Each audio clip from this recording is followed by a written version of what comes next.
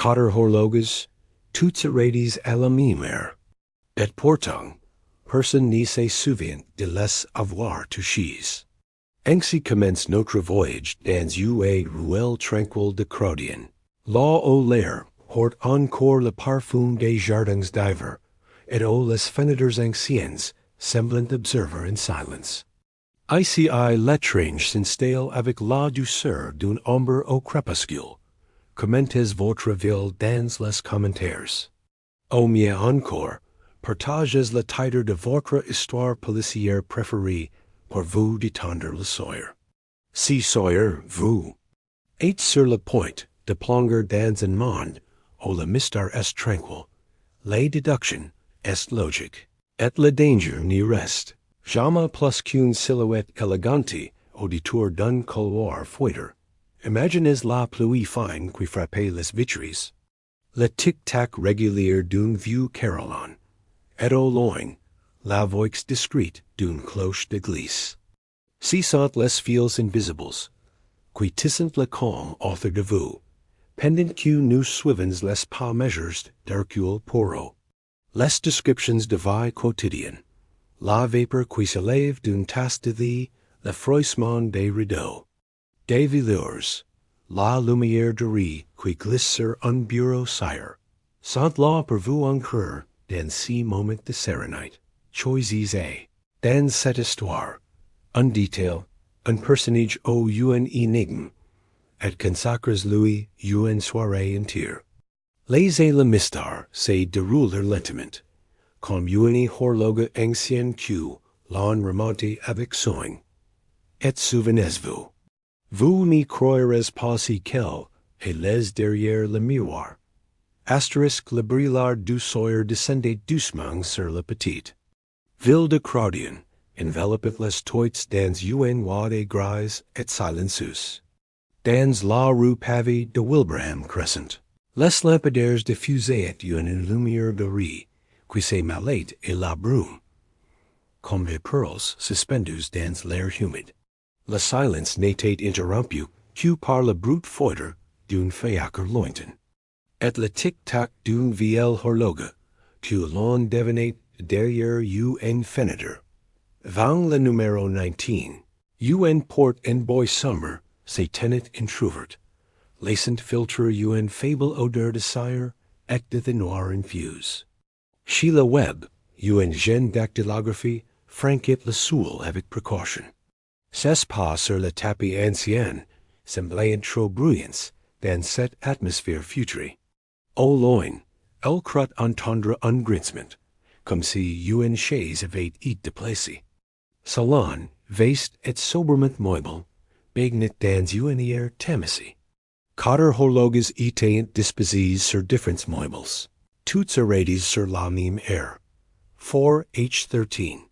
Sheila s'arrêta net, son regard oscillant entre ces témoins. Silencio et le bureau de chaîne où reposaient quelques lettres ouvertes. L'air était lourd, presque fige. C'est alors qu'elle le vit. Étendu sur le tapis persan, un homme d'une cinquantaine d'années, vêtu d'un costume sombre, le visage étrangement paisible. Ses mains étaient croisées sur ses poitrines, comme si avait été disposé là avec soin. Rien, sinon la pâleur de ses peaux, ni laissait deviner qu'il n'y respirait plus cet instant précis. Au-delà de la fenêtre, un léger carillon ressonna. C'était celui de l'église Saint-Martin, dont la cloche sonnait l'heure. Mais pas-elle indiquée par les horloges figes? Cette dissonance temporelle ajouta au trouble de Sheila. Elle recula de quelques pas, heurtant une petite table basse. Une tasse de vide y reposait encore, avec et quitte, une assiette où subsistait la trace d'un biscuit sable. La banalité. Et cette skein domestique contrastait violemment avec le mystère qui impliquait la pièce. Dehors, la pluie commença à tomber, fine et persistante, glissant le long des vitres comme pour sceller la maison dans un cocon humide. Les sons se firent plus sourds, comme si le monde extérieur s'était mis a parlor, avoix basse, un mouvement derrière elle, les fitzer souder. Si n'était que rideau, agite par un courant d'air discret. Pourtant, si frisson la traverse. Die la nuque aux chevals. Elle comprit qu'elle n'était pas better pas seule dans la maison et c'est si moment précis. Que la voix claire, et légèrement amusée, Hercule Poirot résonna derrière elle. Mademoiselle, il me semble que nous avons ici un mystère, qui préfère se révéler lentement. Asterisk Poirot, vêtu d'un manteau sombre parfaitement ajusté, entra dans le salon comme si franchissait la scène d'un theater. Ses yeux, vifs et attentifs, patient de chaque objet aux moulures du plafond, de la poussière sur le manteau, de cheminée au pli d'un rideau. Rien n'y semblait de caper et son observation méthodique. Il prit une inspiration discrète, comme s'il humait l'air et la recherche d'un parfum oubli et acute d'Achille, encore tremblante, recula pour lui laser. La place, la présence du détective imposait un calme inattendu, comme si la pièce s'ajustait et sans rythme. Au dehors, la pluie tombait en cadence régulière, accompagnée du tic-tac obstinate d'une petite pendule de voyage passée sur le buffet. Seul horloge en marche dans toute la pièce. Quatre horloges arrêtés et la même heure. Et une. Seul qui avance. Murmura Poirot en penchant légèrement la tête. Sa voix résonna avec douceur, mais chaque mot semblait passer, comme un coup de pinceau précis, sur une étoile encore vide. Il effleura du doigt le cadran d'une des horloges fidges, puis observa ses gants, cherchant la moindre trace. Sur la cheminée, il remarqua un vase en porcelaine, légèrement déplacé, laissant apparaître un cercle plus clair dans la poussière. Ce détail insignifiant pour un pile distrait, devint pour Poirot une piece du puzzle invisible que seuls ses petits cellules grises savaient assembler. Le corps, immobile, semblait attendre qu'on lui rende justice. Poirot se pencha, sans le toucher, observant la position des mains, le pli du pantalon, la brillance d'une boutonnière. Cet homme n'est pas tout, déclara-t-il enfin. Il a été Miss Law, avec une intention. Dehors, une voiture. Passa lentement dans la rue, ses roues éclaboussant les flaques d'eau. Le sun se mêla et celui d'un clocker lointain, qui en enquête 5 heures. Sheila sentit si mêling de brutes familières et du mystère, présent comme une étrange mélodie, presque apaisante. Poirot s'approcha de la fenêtre et écarta légèrement le rideau. La lumière grise de l'après-midi filtre dans la pièce, révélant des poussières en suspension dans l'air. Les assassins est venus et repartis, avec l'assurance de n'y pas être vu, dit-il doucement, plus pour lui-même que pour Sheila. Elle frissonna. Si calme apparent, cette atmosphère, presque domestique, rendait l'affaire encore plus étrange. Tout semblait soigneusement orchestré, comme une skein préparée pour un spectateur unique.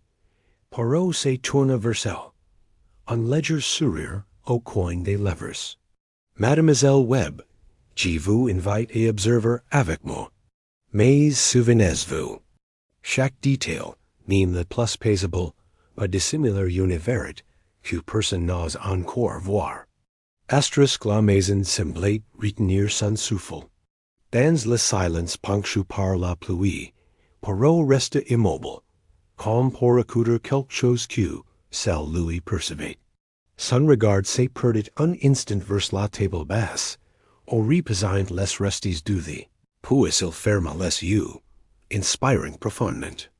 Il y a ici une odeur subtle, Mademoiselle Webb, dit-il avec lenteur. Si n'est en celle du tata, en celle de la cuisine. Mais quelque chose de fleuri et d'artificiel. Un parfum de place, vous comprenez?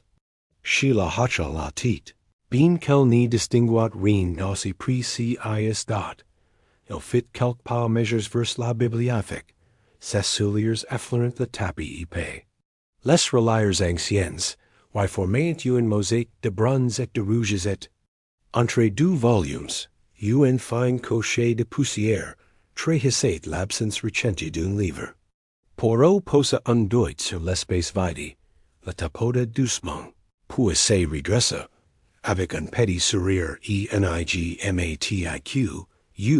et d'hors, un bourrasque fit trembler les vitres, et pleurer les branches du vieux tilleul devant la maison. Les gouttes de pluie, projetées contre le verre, s'étirèrent in fines traînées argentées. Dans la pièce, cette musique d'orge ledger se mêlait au tic-tac obstinate de la petite horloge encore vivante. Sheila, pour se donner contenance, se rapprocha du bureau. Sur un coin, une enveloppe sans adresse, ouverte, contenait un simple morceau de papier pli en deux. Elle hésita à l'ouvrir, mais la voix douce de Poirot la rita. Laissez-la, mademoiselle. Certain secrets doivent se révéler. Et leur propre rythme, il observa ensuite les rideaux.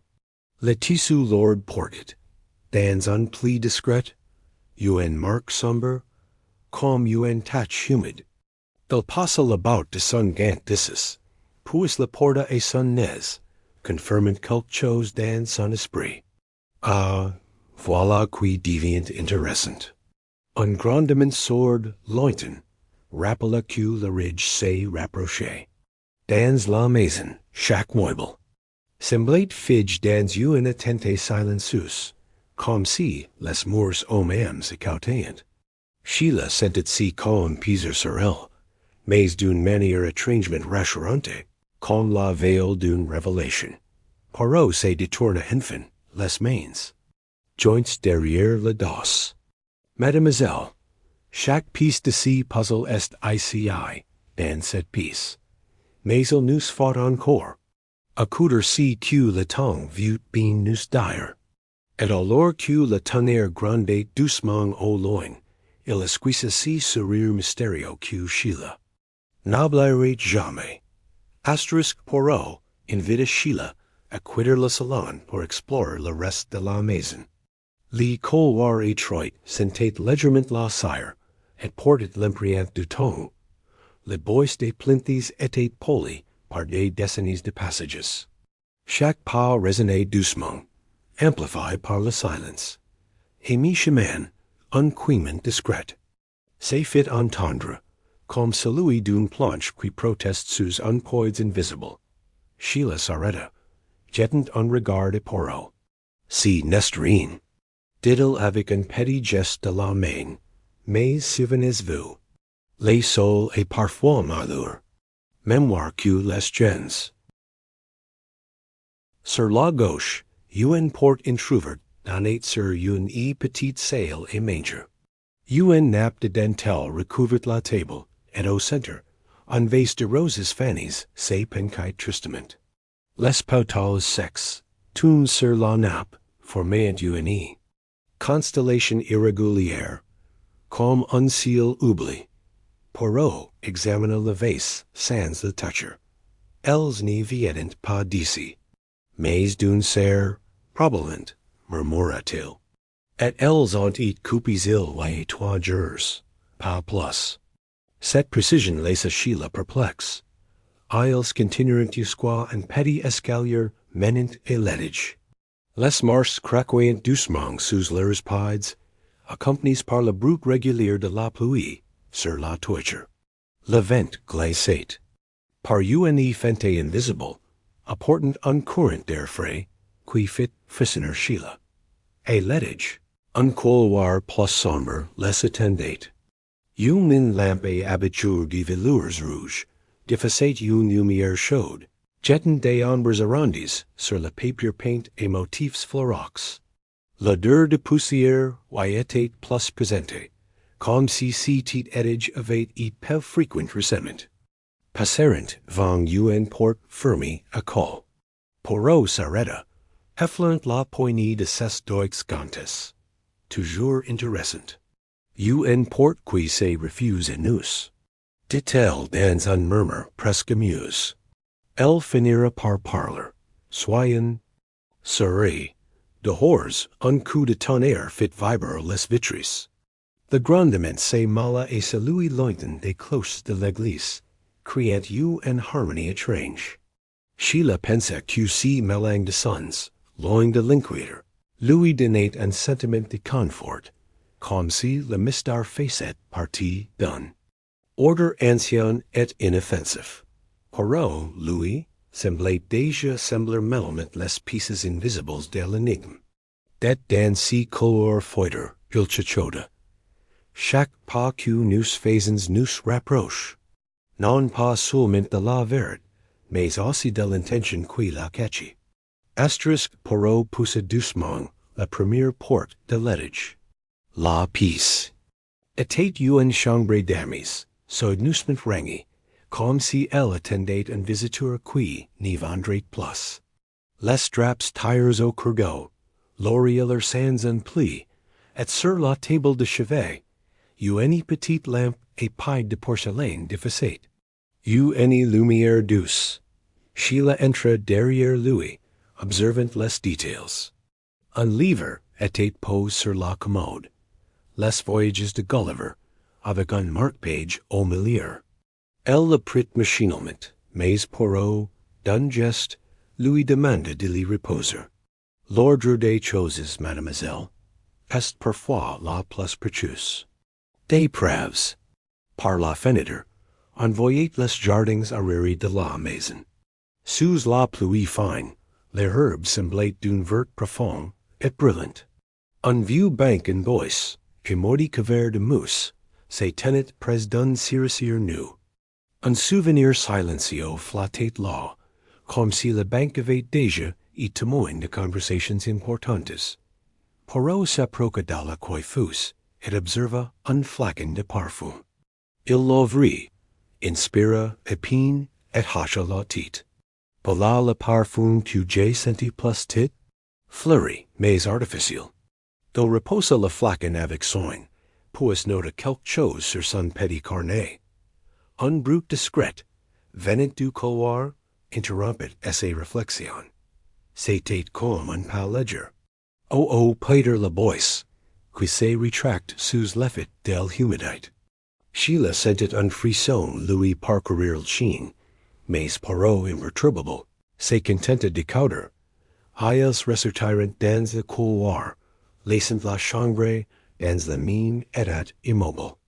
Chaque pas qu'ils faisaient sur le tapis semblait étouffe, absorbé par le silence épais qui régnait. En passant devant la porte fermée et cale, Poirot ralentit à nouveau. Il posa la main sur la poignée, puis la retira, comme si juguit. Que le moment n'était pas encore venu d'entrer. Un porte fermée, mademoiselle, c'est comme une horloge arrêtée. Elle garde son secret jusqu'à ce qu'on lui redonne le mouvement. Dehors, la pluie s'était intensifiée. Les gouttes tambourinaient sur le toit, et ruisselaient en longues filets le long des vitres, créant une musique douce et régulière. Sheila pensa qu'aucune autre histoire n'y pouvait se dérouler à un rythme aussi calme et, pourtant, si chargé de mystère. Poirot, les mains croisées derrière le dos, avança vers l'escalier avec si pas mesure qui lui appartenait. Descendons, mademoiselle Webb. L'histoire que cette maison vieute nous raconter n'y fait que commencer. Asterisk de retour au rez-de-chaussée. Poirot et Sheila se retirèrent un instant dans le vestibule. Le parquet luisait légèrement sous la lumière dorée d'un petit lustre ancien, et l'air portait encore un parfum de pluie qui s'infiltrait par la porte d'entrée. Sheila jeta un regard par la vitre givry. Sur le perron, une silhouette semblait passer lente et hésitante avant de disparaître dans la brume. Elle franqua les sourcils mais Poirot, impassible. Prit note menellement, sans faire de commentaire immediate. Ils enterent dans la salle and major principal. Sir les Buffet, un n'a plus été soigneusement passé, et acquit. Un plateau, contenant deux tasses vides, et une petite thaïre in argent. La disposition était parfaite. Sauf qu'une des tasses portait une légère trace de rouge et lèvres. Poirot observa la trace avec attention, puis se tourna vers Sheila. Une dame est venue ici récemment, mademoiselle. Et j'y dirais qu'elle n'est pas restée longtemps. Il posa ensuite la tasse avec délicatesse, comme si elle était une pièce rare d'un musée. Un coup de vent fit battre un contrevent à l'extérieur. Si brute sword se molla au rythme régulier de la pluie sur les vitres, créant une sorte de respiration lente et hypnotique qui implicite la pièce. Sheila remarqua une petite enveloppe glissée et moitié sous la napperon. Elle la montra à Poirot, qui, après l'avoir observé, la remit à cette place. Patience. Il faut parfois laisser les secrets se réchauffer avant de les ouvrir. Ils firent le tour de la pièce, notant chaque détail. Un chandelier avec une bougie consumée jusqu'à l'idée, un carreau légèrement fil près de la porte-fenêtre, un fil de laine rouge accroché à l'accoudeur d'une chaise, en revenant vers le vestibule. Poirot s'arrêta près du porte-manteau. Un parapluie noir était suspendu, encore humide. Il en caressa la poignée en voix polie et murmura. Voilà un visiteur qui n'a pas encore été annonce. Puis, d'un ton calme, presque comme s'il parlait d'une promenade ordinaire, il dit, Mademoiselle Webb, je crois que la maison vient de nous confier un nouveau chapitre de son histoire. Asterisk Poirot s'approcha de la grande porte-fenêtre donnant sur le jardin arrière. La pluie y dessinait des rivières obliques, et, derrière, la silhouette flot du vieux banc sous le cerisier semblait attendre quelqu'un. Il posa ses mains ganties sur la vitre froide et observa les traces. Certaines gouttes se interrompaient brusquement, comme si un objet, ou une main, les avait effacées récemment. Sheila remarqua que le verrou était légèrement mal aligné, comme si on l'avait forcé ou ouvert avec précipitation. Quelqu'un est entré par ici? Demanda-t-il à voix basse. Poirot hocha simplement la tête. Ses yeux suivant une ligne invisible vers le fond du jardin. Dehors, la gazon lucette, et le sentier de gravure montrait des marques irrégulières. Poirot s'accroupit pour observer plus attentivement. Des pas et paters lords, dit-il. Peut-être une femme, ou un homme léger, mais venu ici en toute connaissance des lieux. Il se releva lentement, laissant ses yeux s'attarder sur le vieux banc. Un souvenir affleura dans son esprit. Combien de secrets sustained murmures, assis sur ces bois humides, loin des oreilles indiscrètes? Un éclair, discret mais clair, illumina la skein et traverse la vitre. Pendant une seconde, Sheila crut voir une femme se mouvoir derrière le tronc du cerisier. Mais lorsqu'elle cligna des yeux, il n'y avait plus rien. Poirot, lui, n'y sembla pas surpris. Le mystère se montre, puis se cacher aussitôt. C'est dans cette danse que l'on reconnaît son style.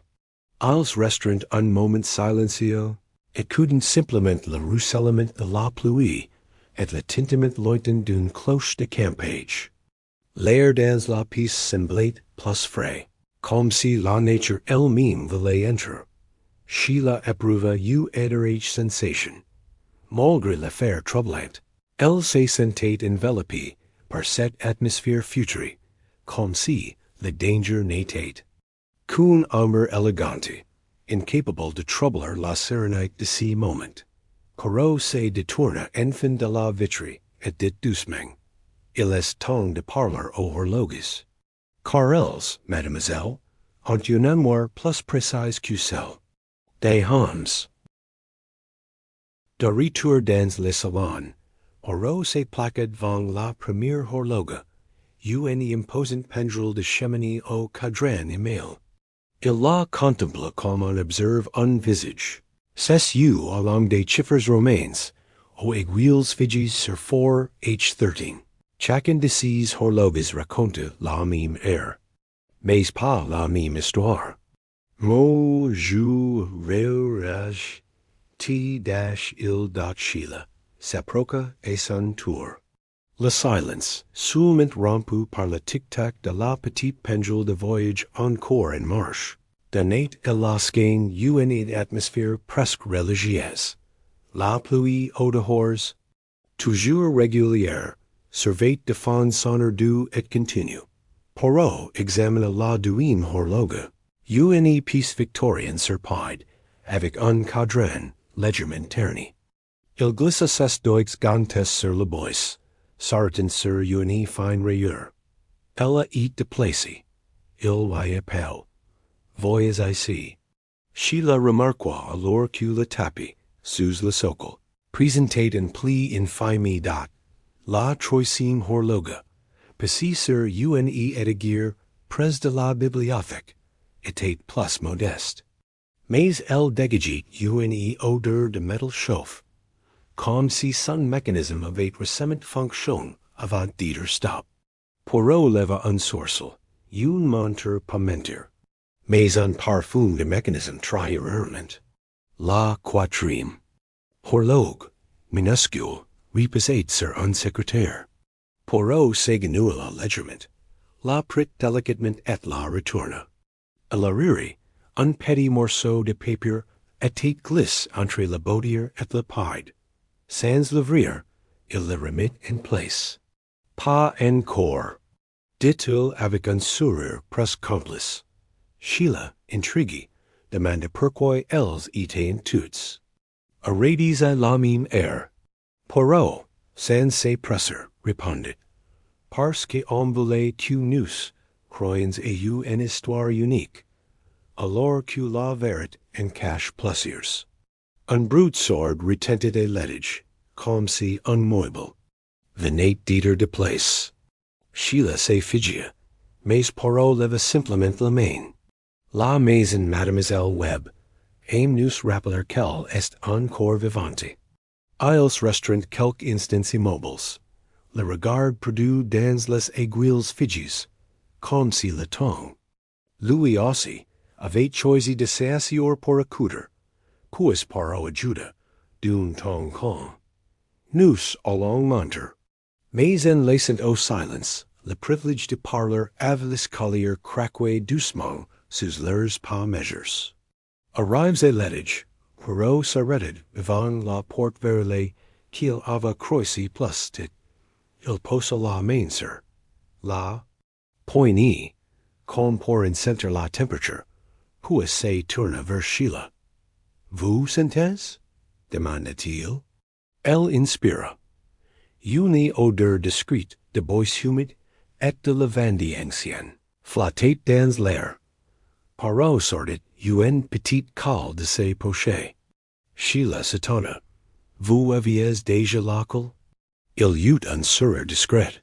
Quand on écoute attentivement, les maisons vous donnent plus que des réponses.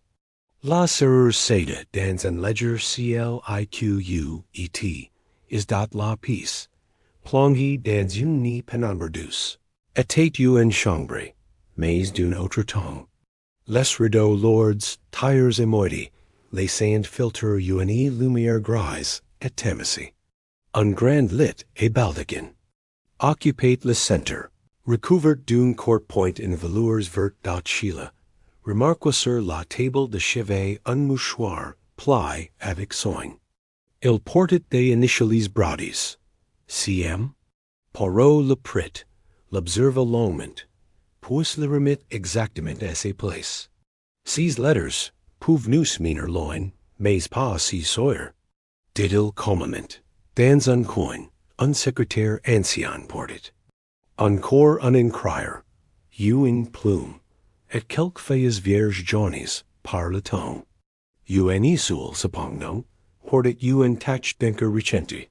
Poirot effleura la plume, puis, d'un geste mesure, referma le tiroir.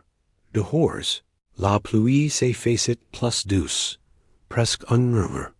Le son du vent dans les branches du vieux tilleul se mêlait au craquement occasional du bois de la maison, comme une conversation lente entre les deux horses et les dédains. Sheila, malgré elle, se sentait étrangement détendue dans cette endroite fige, comme si cette chambre, bien comprise de mystère veillait sur elle. Poirot observait chaque détail avec cette sérénité imperturbable qui rendait le danger presque irréel. En refermant la porte derrière eux, il glissa à Sheila. Nous venons de frapper et la bonne heure. Mais il faudra revenir pour entendre. L'horloge sonne, et nous. Asterisk de retour au rez-de-chaussée. Poirot et Sheila traverseront le vestibule pour rejoindre le petit salon. Mais un détail attira leur attention. Le parapluie noir, suspendu au portemanteau, avait disparu. Sheila échangea un regard avec Poirot, qui n'y dit rien, se contentant de réajuster ses gants. Une légère brise entra par la porte d'entrée, restée entr'ouverte de quelques centimètres. Poirot s'approcha, le vrai complètement échaudé. Un coup de huile sur le perron. La pluie avait cessé, mais les paves luisaient encore sous la lumière diffuse des lampadaires. Nulle trace d'un visiteur, sinon une empreinte floue sur la première marche. Ils resteront un moment sur le sol, écoutant les bruits de la nuit naissante. Le clapotis discret d'une gouttière, le froissement des feuilles sous un souffle. Devant et au loin, la cloche d'une église, qui sonnait l'heure du dîner. Poirot referma la porte avec soin et retourna dans le salon. Quelqu'un est venu chercher quelque chose, mademoiselle Webb. Oh bien. Vérifier que c'est encore. Ici, son ton n'était ni inquiet, ni presse, mais portait cette certitude tranquille, qui précédait toujours ses déductions. Sheila sentait un frisson, mais il n'était pas de pair. Plottait l'impression d'être au cœur d'une énigme qui se déroulait à un rythme choisi, comme une pièce de musique lente et précise. Poirot se pencha vers le bureau de chaîne. L'enveloppe ouverte qu'il avait vue plus tout avait disparu. Voilà! Notre visiteur invisible a bon goût pour les secrets. Il referma le tiroir avec un geste mesure. Dehors, un chat passa silencieusement devant la fenêtre, essai. Silhouette noire se découpait un instant sur la lumière humide de la rue. Si détail sembla amuser Poirot, qui esquissa un sourire. Même les felons aimaient inquiéter à leur manière. Sheila comprit que, pour Poirot, rien n'était inutile. Chaque brute, chaque absence, chaque parfum, contribuait à l'histoire. Et cette histoire avant Kate, doucement, comme un livre qu'on lit à la lueur d'une lampe. Page apres page dot asterisk et LORS, Q, Poirot examinait le bureau. Sheila apricot un mince carnet, glisse entre deux volumes de la bibliothèque. La couverture en cuir était US, et l'élastique qui le maintenait ferme semblait détendu par les années. Elle attendait à Poirot, qui le pricked avec la délicatesse d'un antiquaire manipulant une épice rare. En l'ouvrant, il feuilleta lentement les pages. La plupart étaient vierges, mais quelques-uns contenaient de braves notes, écrites dans une encre pâle. Des initiales, des dates et parfois, un simple mot, cloche, vers, minuit. Ces fragments semblaient être autant de points sur une carte invisible. Poirot s'attarda sur une page où figurait un dessin sommaire. 4 horloges, identiques à celles du salon, reliées par une ligne. Sous le crocus, une état noté. 4h13. Voilà. Lié de la mise en scène. Mung ur mura t-il.ils. S'assirent dans les photos près de la fenêtre. La pluie avait cesse, mais la maison continuait de respirer avec ses craquements. Et ses murmures. Dans la rue, un fiacre passa lentement. Les sabots des chevaux résonnaient doucement sur les paves. Poirot referma la carnet et le remit exactement à sa place. Nous n'y devons pas nous précipiter. La vérité, Mademoiselle Webb, n'est jamais une fleur qu'on cueille. Mais une qui s'ouvre quand le jour est venu. Sheila hocha la tête, ressentant à nouveau cette sérénité étrange qui faisait oublier la gravité de la situation. Ici tout avant Kate avec la précision d'une vieille horloger. Sans hate, mais sans erreur. Un parfum léger de bois-brol parvint depuis la cheminée. Les dernières braises rejoignent doucement, projetant des ombres dansantes sur les murs. Si jet de lumière hypnotique, donnait au moment un caractère presque intime.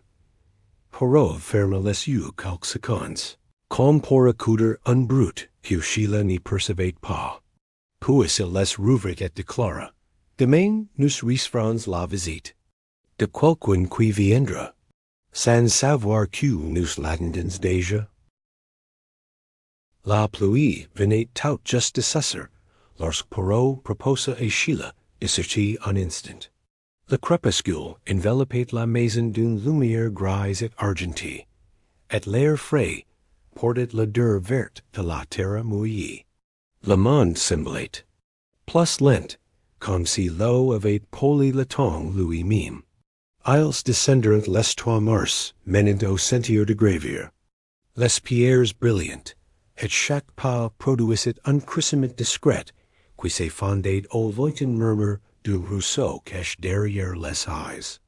Sheila referma son manteau, surprised d'approver. Malgré tout, une curiosité apaisée. Poirot avança vers le vieux banc sous le cerisier. Le bois, sombre de pluie, gardait l'empreinte d'un poids récent. Une marque plus mate au l'humidité avait tard et revenu. Quelqu'un s'est assis ici après la verse précédente, dit-il doucement, comme si commentait. La météo, près du pied du banc, la terre montrait une série d'empreintes fines. Un eye larges and eye profondes, elles dessinaient une hésitation, un pas en retrait, un demi-tour. Des chaussures légères, murmura Poirot. Pas un homme robuste, plaidait une démarche prudente. Sheila se pencha, que remarqua un fil rouge, accroche une écharde. Poirot lauda délicatement, et le roula sur la pulpe de son gant. Sous la lumière morne du soir, la fibre conservait un éclat ténu. La couleur des promesses, parfois, souffla-t-il, avec un sourire absent. Un souffle de vent fit frissonner le cerisier nu, et des gouttes tardives tomberont comme un chapelet. De pearls. Dans la maison, on entendait, très faiblement, la petite pendule de voyage marquer une minute de plus. Le jardin semblait accoudre. Alles suivirent les empreintes jusqu'à la limite d'un parterre. Où l'herbe crassée racontait un arrêt, puis une foot douce vers la porte latérale. La visite à être brave et sûre d'elle, dit Poirot, comme si le chemin était familier. Sheila releva les yeux vers la fenêtre du salon. Derrière la voile, la pièce paraissait immobile, gardien de secrets déjà entendus. Pensez-vous que cette personne reviendra? Demandait-il. Poirot inclina la tête. Elle en est plus besoin. Quel est les si qu'il fallait? Ils revinrent vers la maison dans une lenteur volontaire. Au sol, Poirot secoua une dernière goutte de son chapeau et conclut, presque pour lui-même. Les jardins, mademoiselle, écrivant des lettres sans encre. Il suffit de prendre et les lire. Le salon retrouvait essa lueur de lamps, et son odeur de bois sire. Poirot, sans siessior, séguinul la presse du bureau de chaîne. Effleurant le bord intérieur du tiroir, comme si cherchait un. Note dans une partition. Un déclet discret répondit. Il fit colosser un mince panneau, et sortit un enveloppe, scellé, d'une cire rouge grenat. Les initiales CMC, dessinant nets. Sheila, derrière lui, retint ses respiration. L'instant paraissait si calm, qu'on entendait distinctement le feu, changer de position dans l'autre. Les lettres scellées ne sont pas toujours destinées à être lues, dit Poirot, mais elles le sont toujours à être trouvées. Il posa l'enveloppe sur la table basse, laissant la cire prendre la lumière dorée de l'abatture. Il s'assirent, shocking dans son fauteuil, quand deux spectateurs avant l'ouverture du rideau. Dehors, un fiacre passa dans la rue, hoquet. Deux des sabots sur le pave humide. Les sons amortis, donnant au moment un cadre de velours. Poirot brisa la cire avec un canif. Et l'intérieur, une feuille modeste, et l'écriture ferme. Si vous lisez Chaque, lire et son. Derrière la banque, sous la troisième pierre. Plus bas un mot, Clemence. Sheila sentit un courant froid, lui glisser entre les omoplates. Un prénom, une vertu, une supplique. Commenta Poirot, en repliant la feuille. Les langages du corps préfèrent la brevite. Il remit le papier dans l'enveloppe et la glissa dans ses poches intérieures. Le silence revint, ample et doux. La petite pendule de voyage insista. Un, deux, trois. Sheila songia que jamais une énigme lui avait par aussi peu agressive. Ici la paire n'avait pas de voix, seulement des pas foudres. Poirot se leva enfin, adjusta son nude papillon. Nous irons au jardin au matin, dit-il. Les pierres parlant miellab, et l'aube, mademoiselle, est toujours bonne. Mémoire. Il est ignorant, tour et tour les lamps, laissant au feu le dernier mot de lumière. La maison soupira doucement, comme si elle se répliquait dans son rêve. L'aube arriva sur la pointe des pieds, grise et claire à la fosse. Le jardin, lave de la veille, exhalait une odeur de feuilles et d'ardois mouillés. Poirot portait une petite lanterne, non par nécessité, mais par discipline. Au banc, il compta les pierres du muret. Une, deux, trois. Essaimant ganti s'arrêta sur la troisième, légèrement plus mobile que les autres. Les secrets aimant la régularité, mais jamais au point d'oublier la hazard. Murmura-t-il. Il souleva la pierre avec le soin d'un bibliothécaire tirant un incunable. Dessus, un paquet enveloppé d'une carre de soie. La soie, humide au bord, conservait un parfum très léger, fleuri, artificiel, déjà connu. Ils ouvrirent l'écrin. Une petite botte de métal ancien, galbi, ornée d'une gravure délicate. À l'intérieur, un médaillon d'argent portait gravé l'heure immobile, 4H13. Sheila eut l'impression d'entendre. Ters loin. Un carillon répondre. Poirot inclina la tête. Quand l'heure se répète, si n'est pas une obsession, c'est un rendez-vous. Il pressa un minuscule ressort, et le médaillon s'entr'ouvrit, révélant une cavité secrète. Dans cette cavité, un minuscule fragment de photographie plie, et un nom, trace au crayon, Clémence Moreau. Les initiales CM retrouvaient leur chair. Sheila sentit que la pièce manquante venait de se poser. Ils refermerent la botte, et remuèrent la pierre à sa place, comme si rien n'avait été dérangé. La lumière montait, couleur de porcelaine.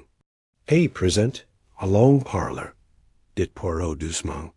Les horloges peuvent attendre. Les cœurs moins. Ils rentrèrent de la maison, important le silence avec eux, comme une nappe qu'on plie avant de servir la vie. Le café de la petite place ouvrit. La boue sur les vitrines dessinées des halos sur les letters pinces. Au fond, près. Dans la fenêtre, Clémence Moreau attendait, les mains author d'une tasse, qui refroidissait sans qu'elle y pense. Poirot posa la botte sur la table, entre la cuillère et le sucrerie. Elle n'y la toucha pas tout de suite. Ses yeux, larges, cherchaient d'abord la permission de respirer. Je n'ai pas voulu trahir, dit-elle enfin. Seulement retarder. Les bruits du café, froissement de journaux, tintement de porcelaine, murmures, fabricant. Une alcove sonore. Sheila demeura légèrement en retraite, témoin discret d'une page qui se tourne. Clémence ouvrit la botte, puis le Madeleine, avec des gestes que la mémoire guidait. Elle libéra le fragment de photographie. Un jardin, la banque, l'homme au costume sombre, et son propre visage, un peu plus jeune, tourne vers l'objectif, avec un calme presque douloureux. Mon frère a voulu que la vérité survive, et est disparition, dit-elle. Mais il a choisi la douceur, plutôt que l'éclat. Les horloges s'étaient pour vous attirer. Sans attirer les autres. Elle reposa la photo. Les paupières closes un instant. Poirot l'écoutait, mais Croises, le regard fixe, mais tendre. Peut-être? Demanda-t-il. Clémence répondit. L'heure de notre dernière conversation. Celle où il m'a confié le nom que je n'y devais prononcer quoi homme de raison. Elle glissa un billet vers Poirot. Une adresse, Pottersloin, une maison discrète. Oh, disait-elle, un témoin avait été protégé. Il n'a rien fait de mal, ajouta-t-il. Il a seulement placé les pièces pour